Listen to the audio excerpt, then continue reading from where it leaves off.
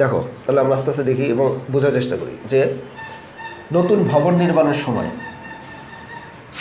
তাহলে একটা নতুন ভবন তৈরি করার চেষ্টা করা হচ্ছে আমাদের। 60 কেজি ভরের একজন শ্রমিক, তাহলে একজন লোক আছে, তার ভর কত? 60 কেজি। 40 কেজি ভরের সিমেন্টের বস্তা, তাহলে এই লোকটা তার মাথায় 40 কেজি ভর রাখছে, একটা সিমেন্টের বস্তা রাখছে। আগে কোশ্চেন ভালোভাবে না বুঝলে অ্যাকচুয়ালি পরবর্তীতে কনসেপ্ট ধরতে পারবে না। কোশ্চেনটাকে আমাকে ক্লিয়ার করতে হবে। সিমেন্ট এর বস্তা মাথায় নিয়ে 2 মিনিট সময়ে মই বেয়ে একটা ছাদে উঠছে, তাহলে টাইম লাগছে কত মিনিট? 2 মিনিট। এটাকে কিন্তু সেকেন্ড অবশ্যই করতে হবে তোমাকে। মইয়ের দৈর্ঘ্য হচ্ছে 40 মিটার, সেটাকে তুমি ধরো মইয়ের দৈর্ঘ্য মই সেটা হচ্ছে 40 মিটার। এরপর সে আনত মসৃণ তল বেয়ে পিছলি নিচে নামছে, তাহলে আরেকটা তল আছে যেটা দেশে পিছলা নিচে নামছে, উঠছে, তারপর আবার পিছলা নিচে নামছে। মই এবং মসৃণ তল উভয় ভূমির সাথে 30 ডিগ্রি কোণ করে আছে। তার মানে একটা লোক আছে, ভূমি থেকে একটা ছাদ আছে, মনে করো এইটা, এই পাশে সে উঠছে, এটা মই, এটা হচ্ছে মই, এটা হচ্ছে ছাদ, ঠিক আছে? আর এটা হচ্ছে তাহলে এখান থেকে মই বেয়ে লোকটা এখানে উঠছে ওই ভরটা নিয়ে, আর এখান থেকে কি করছে? নিচে পড়ে গেছে, এখান থেকে নিচে পড়ছে, এবং দুইটারই কোণ কত ডিগ্রি করে আছে? 30 ডিগ্রি করে আছে। আর এটা দেওয়া আছে কত? 40 মিটার। 40 মিটার এটা দেওয়া আছে। এখান থেকে এখানে তো টাইম লাগছে হচ্ছে 2 মিনিট। আর এটা কি পড়ছে? এখান থেকে পিছলায় পড়ছে, তাহলে এখানে কোনো ঘর্ষণ নাই। ঘর্ষণের অবস্থা সে মসৃণ, কিন্তু দেখছো মসৃণ বলছে, মসৃণ তল। মই তো আর মসৃণ না, মইতে উঠে উঠে উঠে উঠে উঠছে, আর এখান থেকে পড়ছে, পিছলায় পড়ে গেছে স্লিপারের ভিতরে। আচ্ছা, গ নাম্বারটা দেখি আমরা। এখানে কি বলছে যে ছাদে উঠতে শ্রমিক কত ক্ষমতা প্রয়োগ করেছিল। এই যে শ্রমিকটা এখান থেকে এখানে কষ্ট করে করে করে করে করে করে করে করে করে করে এখানে উঠছে, কত ক্ষমতা প্রয়োগ করছে? কত ক্ষমতা প্রয়োগ করছে?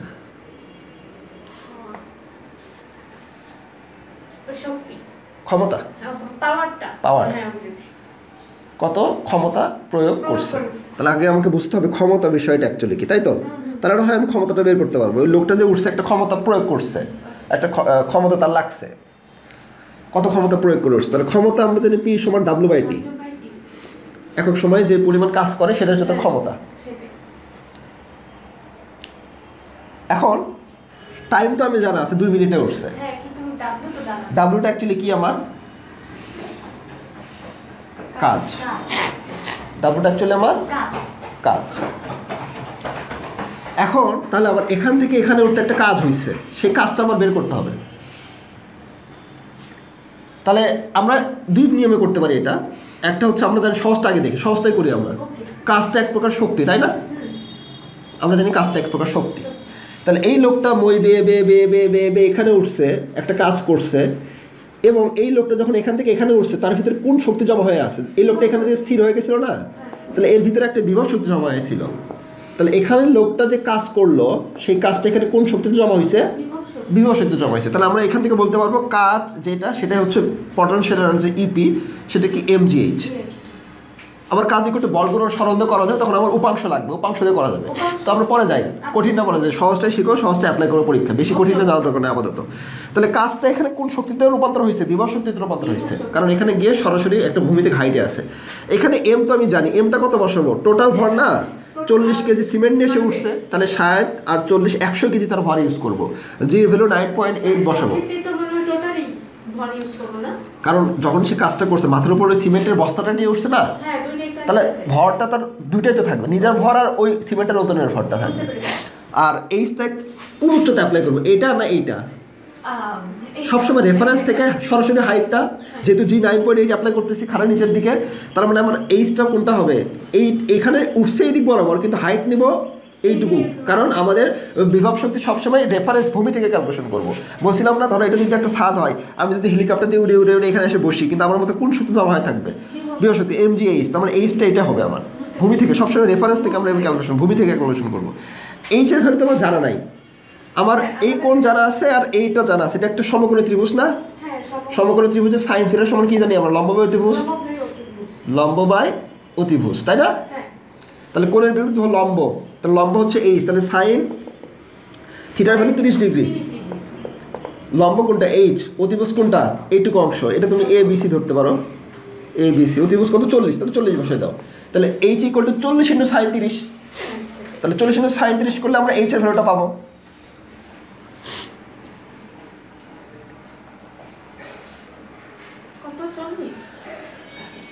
অতিভুজ 40, উচ্চতাটা বের করব। হ্যাঁ, তাহলে উচ্চতা আসছে কত আমার? 20 মিটার। তাহলে ভরের ভ্যালু বসাও এখানে কত আমাদের? টোটাল 100 ইন্টু 9.8 ইন্টু উচ্চতা কত? 20। কত আসে দেখো ইপির ভ্যালুটা? 19600 এত জুল। তাহলে এটা কি কাজ পাইছি না? তাহলে এখানে আমি কাজের ভ্যালুটা বসাই দিব। এখন আমি জাস্ট এখানে ভ্যালুটা বসাই দিব। তাহলে 19600 কাজ পেয়ে গেছি আমরা। আর টাইমটা হচ্ছে কত? 20 মিনিট। 1 মিনিট সমান 60 সেকেন্ড, তাহলে 20, এখানে 20 মিনিট আসবে, 20 মিনিট, ঠিক আছে?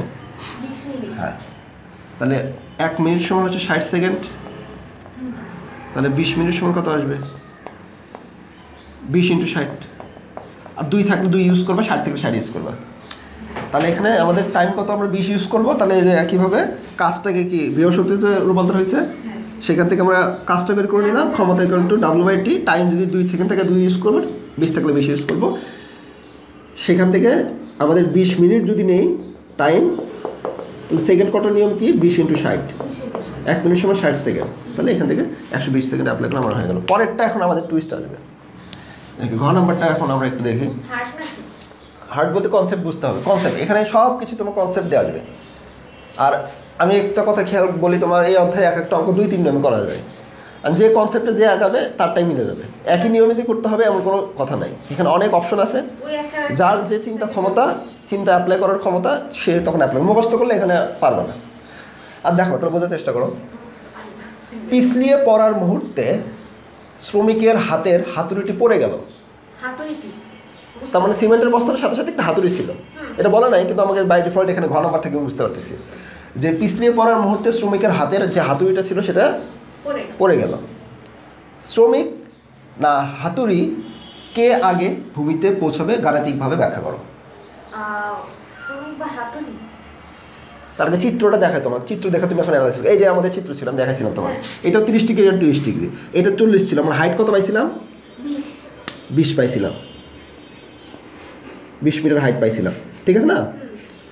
20 মিটার।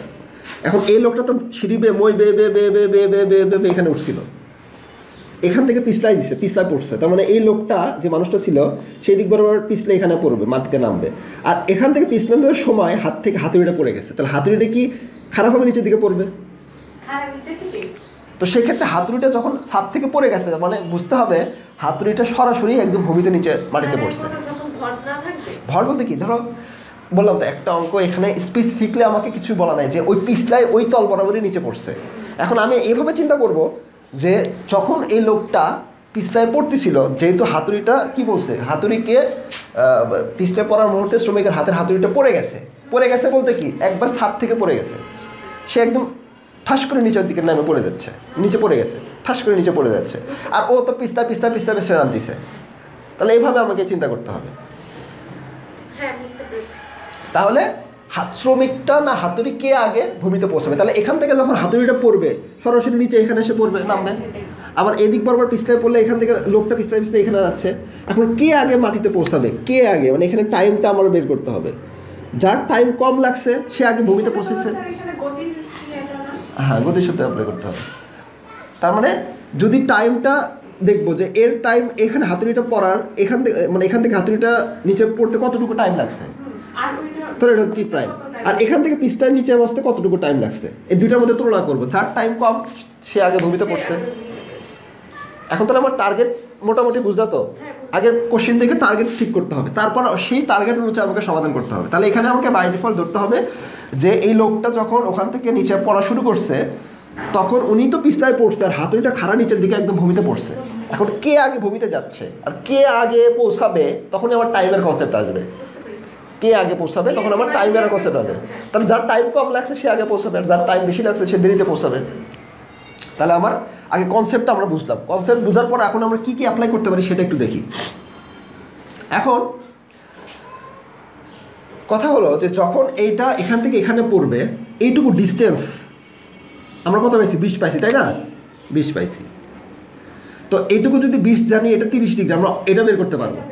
এটা আমরা পারলাম, ধরো আমি এটা জানি, তুমি বের করতে পারবো। কোন দিয়ে আমি দেখাবো বের করো, আমি দেখি কী কী আমরা অ্যানালাইসিস করে বের করতে পারি, আগে সেটা বোঝার চেষ্টা করি। এখন এই হাতুড়িটা এখানে স্থির অবস্থায় ছিল, এখান থেকে এখানে পড়তেছে, একটা এইচ উচ্চতায় অতিক্রম করতেছে, মানে এস। আর আমার টাইমটা বের করতে হবে। এখন গতির অধ্যায় আমি তোমাকে আলোচনা করবো আবার, যে এস এবং টি থাকলে S equal to UT plus half AT square. এটা আমি তখন পরে আলোচনা করবো, তখন তোমার ক্লিয়ার হবে আরও বেশি।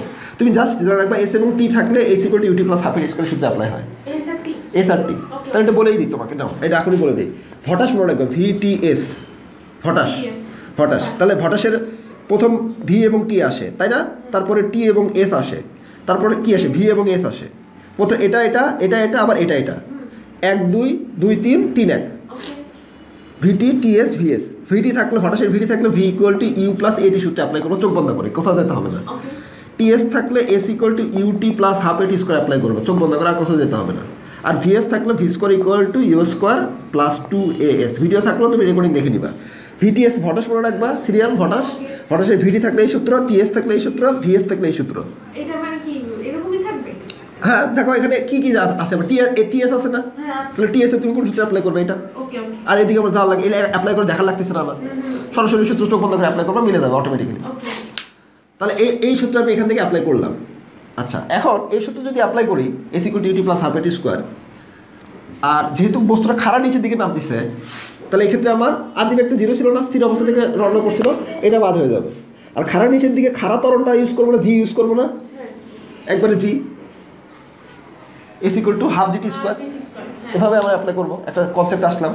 আবার যখন এই লোকটা এখান থেকে এদিক বরাবর নামতেছে, পিছলায় এদিক বরাবর, তাহলে এই দিক বরাবর তো খাড়া জি থাকে না, এদিক বরাবর এ থাকে, তাই না? এ থাকে না? তাহলে এই দিক বরাবর ত্বরণটা আমার লাগবে হোয়াট? তাহলে এস ইকুয়াল টু আবার সূত্র এ ইউটি, এটা ধরো টি প্রাইমের square, UT plus half AT square. আমি আবার রিভিশন দিব শেষে, আগে একটু চিন্তা ভাবনা করে দেখি। আমি তো আবার রিভিশন সবার শেষে আবার সামারাইজ করে দিব পুরো কোশ্চেনটা। এটারও তো আদিবেগ জিরোই থাকলো, কিন্তু এখানে কিন্তু আর জি ইউজ করবো না, এ ইউজ করবো, তাই না? কারণ এই তলা এখানকার ত্বরণ তো আলাদা, এর তোর জি ত্বরণে নামবে না, একটা উপাংশ ত্বরণে যাবে। ওই জি দুইটা ভাগে ভাগ হয়ে যাবে, জি ত্বরণটা দুইটা ভাগে ভাগ হবে, G cos theta, G sine theta. G sine theta ত্বরণে নামবে, আমি দেখাবো একটু পরে, কতদিন একটু আলোচনা করছিলাম। তল বরাবর গেলে কিন্তু আর এই ত্বরণের উপাংশ নিয়ে নিচে নামবে, সেই ত্বরণে এখানে যাবে, এ ত্বরণে। তাহলে এখানে এ ইউজ করবো, আর এখানকার টাইম, তাহলে এখান থেকে টাইম বের করবো, এখানকার টাইম বের করবো, করে তুলনা করবো, এটা টার্গেট। আচ্ছা বুঝলাম। এখন চলো একটু ধীরে ধীরে আমার সমাধানে যাই, তাহলে তোমার আরেকটু কনসেপ্ট ধীরে ধীরে আরেকটু খোলা শুরু হবে। শুরুতে আগে আমরা ওই যে যেহেতু ব্লকটা নিচের দিকে নামতেছে, আমি বলছিলাম না বস্তুটার ব্লক যখন নিচের দিকে নামে ওজন কোন দিকে ক্রিয়া করে? নিচের দিকে। আমি তো বুঝোই। এখন যখন এদিক বরাবর যাচ্ছে, এই ওজনের কয়টা অংশ থাকবে? দুইটা, একটা হচ্ছে এই তল বরাবর, একটা হচ্ছে এটা একদম তলের খাড়া লম্বা বরাবর। তাহলে এটা যদি থিটা হয়, আমি বলছিলাম এটাও থিটা হয়। আচ্ছা, এটা থিটা হয়। আর এটার বিপরীতে একটা বল থাকে, প্রতিক্রিয়া বল। তলের একদম লম্বা বরাবর যে বলটা ক্রিয়া করে, সেই তলটাও লম্বা বরাবর একটা বল দিয়ে দেয়। তাহলে আর এবং MG cos theta cancel out হয়ে যায়, বাকি থাকে কি? শুধুমাত্র এমজি, এটা। আচ্ছা, আমি তোমাকে এটা এখানে আরেকবার ড্র করে দেখাই, ফাইনালি কোন বলটা আমার বাকি থাকে সেটা আমি এটার জন্য ড্র করতেছি এখানে। তাহলে আমি দেখো, এটা 30 ডিগ্রি দেওয়া আছে আমার, এটা এমজি নিচের দিকে ক্রিয়া করে, এমজি দুইটা অংশ থাকে বলছিলাম। একটা যেহেতু নিচের দিকে এদিক নামতেছে, তাহলে এই বলটার কারণে এদিক বরাবর নিচে নামবে, আর একটা কি একদম ঠিক লম্বা বরাবর। তাহলে এটা থিটা হলে এটাও থিটা হয়, বলছিলাম না? আর এটার প্রতিক্রিয়া হয় আর, তাহলে আর এটার ভ্যালু কি? এমজি সাইন থিটা, আর এটা কি? MG cos theta. এটা থিটা হলে এটা থিটা, ঠিক বুঝছি না? যখনই উপাংশ ভাগ করে দিই, উপাংশ থাকে না, উপাংশ বাদ গেছে। এটা পরস্পর বিপরীত আছে, তার মানে এটা ক্যান্সেল আউট হয়ে যায়, বলছিলাম থিওরি ক্লাসে, তাই না? এলে বাদ, বাকি থাকলো কি? শুধু এমজি সাইন থিটা। এই বলের কারণে বস্তুর নিচের দিকে নামতেছে, উপাংশের কারণে। তাহলে এটার বল কী ধরবে? এফ ধরে নাও, এফ ইকুয়াল টু এমজি। তাহলে এটাকে কী ধরবে? এফ ওয়ান ধরতে পারো, বা এফ ধরতে পারো, MG sine theta, MG sine theta, তাই না? এই বলে নিচের দিকে নামতেছে। এখন তুমি নিউটন কী বলছে? F equal to M A বলছে না? তাহলে এ ইকুয়াল টু কি? এফ বাই এম না? বলকে ভর দ্বারা ভাগ করলাম ত্বরণ পাই। তাহলে এখানে এটা একটা বল, এই বল নিচের দিকে নামতেছে, এই বল সে পাচ্ছে ব্লকটা বা ওই লোকটা। তাহলে এখানকার বল কত? mg sin theta, mg sin theta. হ্যাঁ, এটাকে ভর দ্বারা ভাগ করবো না আমি, তাহলে আমি ত্বরণ পাবো না, কাটাকাটি ত্বরণ কি থাকে? জি সাইন থিটা থাকে না? তার মানে এই যে বলটা আছে এটাকে জাস্ট আমি ভর দ্বারা ভাগ করলাম, তাহলে এই বরাবর যে ত্বরণটা সেটা পাইছি। তাহলে এই বরাবর কোনো একটা বলছিলাম মনে রাখতে পারো তুমি এভাবে, যে ব্লক বরাবর যখন নিচের দিকে নামবে পিছলায় পড়বে মসৃণ তলে ঘর্ষণহীন তলে, তখন ত্বরণের ভ্যালু সরাসরি এই কোটো জি সাইন থিটা অ্যাপ্লাই করে দিবা, আর না হলে তুমি এভাবে অ্যাপ্লাই করে বের করে নিবা।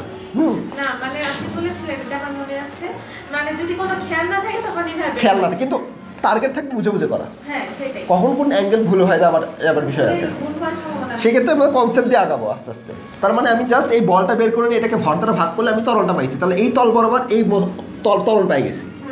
তাহলে এখন আমার সূত্র অ্যাপ্লাই করা ইজি হয়ে গেল তোমাকে, যেটা আমি বুঝাইছি এর আগে। তাহলে চলো দেখি এখন আমরা তরল এইভাবে বের করে নিয়ে সূত্র অ্যাপ্লাই করে ফেলাই। চিত্র ছিল ওইটা, এই যে দেখো। তাহলে আমার কথা হলো যে এই যে এই তলটাকে আমরা কি ধরছি, যে এসি সমান হচ্ছে আমাদের এইচ, এটা 20 মিটার ছিল তাই না? এই যে ওই তলটা আমি বের করতে পারবো না, এটা যদি 20 হয় ওটা বের করতে পারবো কি না? কম পারবো। আমরা জানি কি যে এটার ভ্যালু থিটা, কোণের বিপরীত বাহু লম্ব, তাহলে সাইন থিটার সমান কি লম্ব বায়ু ত্রিভুজ, মানে এইচ ডিভাইডেড বাই মসৃণ তল ধরো এডি। হ্যাঁ, তাহলে এইচের ভ্যালু কত? 20। তাহলে এখান থেকে 20 equal to sine 30 into AD, তাহলে এডি সমান কত আসবে? 20 divide by sine 30, 20 divide by sine 30, sine 30 সমান হাফ, তাহলে 40 মিটার পাই গেছে। এই যে পাই গেছি আমরা মসৃণ তলের দূরত্বটা পাই গেছি, মানে এস এর ভ্যালুটা আমাদের ক্লিয়ার হয়ে গেছে। এই যে S equal to UT plus half এর স্কয়ার সূত্র অ্যাপ্লাই করবো, যে এস দূরত্ব লাগবে না, তাহলে এস এর ভ্যালুটা আমরা পাই গেছি। আচ্ছা বাস, আস্তে আস্তে কিন্তু আমরা কিন্তু অগ্রসর হলাম। তাহলে এই ওই তল এটাও 40 পাইছে, ওটাও 40 পাইছে, কিন্তু এটার কাজ এখন আপাতত আমার নাই ঘর নাম্বারে। এটা তো বের করাই শেষ। হ্যাঁ, তাহলে আমাদের মসৃণ তল হয়ে গেল। এখন এই যে আমি বলছিলাম না বলকে ভর দ্বারা ভাগ করলে ত্বরণ পাওয়া যায়, এই যে mg সাইন 30 ডিগ্রি, এটা যদি 30 ডিগ্রি হয় তাহলে এই তল এটা এই তল বরাবর কি কাজ করতেছিল? mg সাইন 30 ডিগ্রি কাজ করতেছিল না? এটা 30 হলে এটা থিটা আসে, আর এটাকে যখন ত্বরণ, এটা এফ, হ্যাঁ ত্বরণ বের করার নিয়ম কি ছিল? এ সাইন 30 ডিগ্রি আসছিল না, জি সাইন 30 ডিগ্রি, জি সাইন 30 ডিগ্রি আসছিল ওই বরাবর ত্বরণ। তাহলে এই যে এটাকে জাস্ট ভর দ্বারা ভাগ করলে জি সাইন 30 ডিগ্রি ত্বরণ পাবো না, যে জি সাইন 30 ডিগ্রি ত্বরণ, জির ভ্যালু 9.8, ত্বরণ আসছে 4.9 মিটার পার সেকেন্ড স্কোয়ার। তাহলে এই বরাবর যেহেতু এই বরাবর নিচে নামতেছে, ওটা তো জি ত্বরণে নামবে না, ওটা তো উপাংশ ত্বরণে যাবে। তাহলে হচ্ছে জি সাইন 30 ডিগ্রি। আরও নিয়মে করা যায়, কিন্তু একটাই শিখো, একটাই ফলো করো, তারপর ধীরে ধীরে এক্সপার্ট হওয়ার পর তুমি আরও কনসেপ্টে যাবা। বলছি না 2-3 নিয়মে করা যাবে। তাহলে জি সাইন 30 ডিগ্রি, সেটা ভ্যালু আসছে 4.9। বাস, এখন টি এবং s equal to UT plus half এর স্কোয়ার সূত্রে অ্যাপ্লাই করবো। S equal to UT plus half এর স্কোয়ার। আদিবেগ তো এখানকার মাসালে 0 ছিল, তাহলে 0 অ্যাপ্লাই করে দিলাম। ইউটি এর ভ্যালু হচ্ছে 0, আদিবেগ 0 অ্যাপ্লাই করছি। হাফ এ টি স্কোয়ার, এর ভ্যালু কত পাইলা? 4.9। তাহলে এখান থেকে আমি টি স্কোয়ার আর গুণ করে এর ভ্যালু 4.9 বসাইয়ে এখান থেকে টির ভ্যালু পাইলাম হচ্ছে 4.04 সেকেন্ড। তুমি পারবা, তুমি যখন করবে দেখবে, জাস্ট রুট করলে এটা পেয়ে যাবে। টি স্কোয়ার সমান একটা ভ্যালু পাইছো না, টি সমান রুট করলে এটা পাবো, সিম্পল ম্যাথ। 4.07 সেকেন্ড টাইম লাগছে হচ্ছে এই লোকটা যখন এই তল বরাবর নিচের দিকে নাম দিচ্ছে। হ্যাঁ, আমি তোমাকে বলে দিচ্ছি, দেখো এই যে টি স্কোয়ার সমান তুমি একটা ভ্যালু পাবা। টি স্কোয়ার সমান কত পাবা? 40/4.9 করো। আচ্ছা হ্যাঁ, তুমি তো একবারই করতে পারো, তুমি তো আরও এক্সপার্ট, দেখো বোঝার দরকার নেই। আচ্ছা, তাহলে এটা আমার গেল। এখন তাহলে খারাপভাবে যখন পড়বে এই ব্লকটা, তখন একদম আমি এস এবং টি আছে তাই না, তাহলে s equal to UT plus half এর স্কোয়ার সূত্রে অ্যাপ্লাই করবো, আর এক্ষেত্রে জি টি স্কোয়ার অ্যাপ্লাই করবো। এটা তো খারাপভাবে যখন নিচের দিকে পড়ে তখন তো ত্বরণের কোনো উপাংশ নামার দরকার নাই, জি ত্বরণই নামতেছে। যখন এই দিক বরাবর যাচ্ছে তখন জির উপাংশটা ভাগ হয়ে গেছে, ওই ত্বরণটা তল বরাবর যে উপাংশ ত্বরণটা আসছে সেটা নিচের দিকে নামবে। আর যখন খাড়া নিচের দিকে পড়বে, খাড়াতে আর কি উপাংশে ভাগ করবে তুমি? তল বরাবর যখন যায় তখন উপাংশে ভাগ হয়। তাহলে বল যখন ক্রিয়া হয় খাড়া নিচের দিকে, এমজিকে কি তুমি সরাসরি এমজি তো আর ভাগ করা যায় না, যখনই তল বরাবর যাবে সেই এমজির একটা উপাংশ তল বরাবর তখন ক্রিয়া হয়, যদি বস্তুটা খারাপ হবে এরকম নিচের দিকে পড়ে, এটার কোনো উপাংশ নাই। যখন এটাকে আমি তল বরাবর ফালানোর চেষ্টা করবো তখনই বলের উপাংশটা আসবে, তখনই ত্বরণের উপাংশটা আসবে। কিন্তু আমি যখন এই বস্তুটা এখান থেকে এখানে ফেলে দিছি তখন সরাসরি জি ত্বরণের নিচে নামছে এবং F=mg কারণে নিচের দিকে নামছে। কিন্তু যখন এটাকে আমি হেলানো তলে ফেলানোর চেষ্টা করবো হেলানো তল বরাবর, তখন ওই বলটার একটা উপাংশ mg cos θ ক্রিয়া করবে বা mg sin θ ক্রিয়া করবে, এই দিক বরাবর যদি mg sin θ ক্রিয়া করবে, আর সেক্ষেত্রে ওই ত্বরণের উপাংশটা ক্রিয়া করবে g sin θ। বুঝছো? তাহলে এখন যেহেতু বস্তুটা এখন খারাপ হবে, ওই হাতুড়টা খারাপ হবে নিচের দিকে নামতেছে, তখন সরাসরি আমরা ত্বরণের উপাংশ নিয়ে কী করবো? সরাসরি জি অ্যাপ্লাই করবো, হাফ জি টি স্কোয়ার। আর আগেরটা টি ধরছি না, আমার টি প্রাইম ধরলাম, বাস আগের নিয়মে সব কিছু বসাই দিলা, এইচ ভ্যালু টেলু বসাই দিলা, 2.02 সেকেন্ড পর আসছে। তাহলে এটা পাইছিলাম আমরা 4 পয়েন্ট কত পাইছিলাম?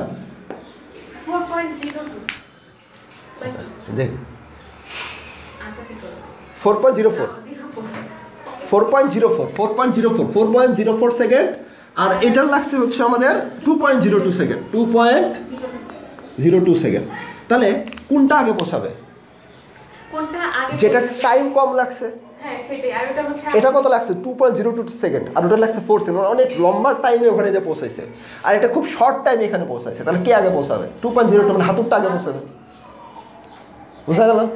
তাহলে একটা অঙ্ক সলভ করার আগে প্রথমে ডায়াগ্রামটা আমাকে ভাষায় অঙ্কন করে দিতে হবে পেন্সিল দিয়ে, তারপর তোমাকে টার্গেট ফিক্সড করতে হবে। যখনই দেখবা যে বাঘটা আগে হরিণকে খাবে কিনা, বাঘটা হরিণের আগে পৌঁছাবে কিনা, এটা ওই অধ্যায়ে শিখবা, আগের অধ্যায়ে।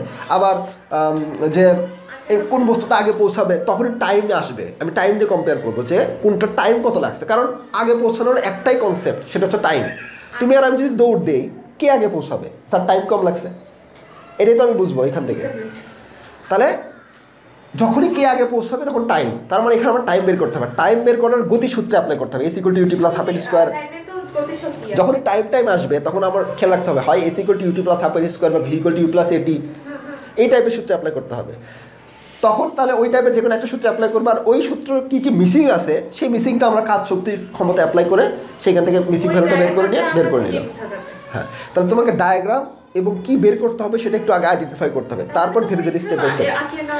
সেই জন্য সর্বপ্রথম আগে প্রশ্ন পড়তে হবে, প্রশ্ন অ্যানালাইসিস করতে হবে, অ্যানালাইসিস করার পর কী বের করতে হবে একটা আইডিয়া নিয়ে তারপর স্টার্ট করতে হবে। ফুল কনসেপ্ট পাবা না, যেমন শুরুতে তুমি দেখার পর কিন্তু ফুল কনসেপ্ট পাও নাই। প্রথমে অঙ্কটা করার পর দেখার পরে অর্ধেক আফসা হয়েছে বোঝার পরে, তারপর করতে করতে ফুল কনসেপ্ট ক্লিয়ার হয়ে গেছে। তাহলে একটা আফসা রাফ কনসেপ্ট আগে মাথার মধ্যে ক্লিয়ার করে নিবা, তারপরে করতে করতে দেখবো বাকিটা ক্লিয়ার হয়ে গেছে। আর যেটুকু আর বাকি যদি নাও পাও যেটুকু পারবা সেটুকু করে আসবা।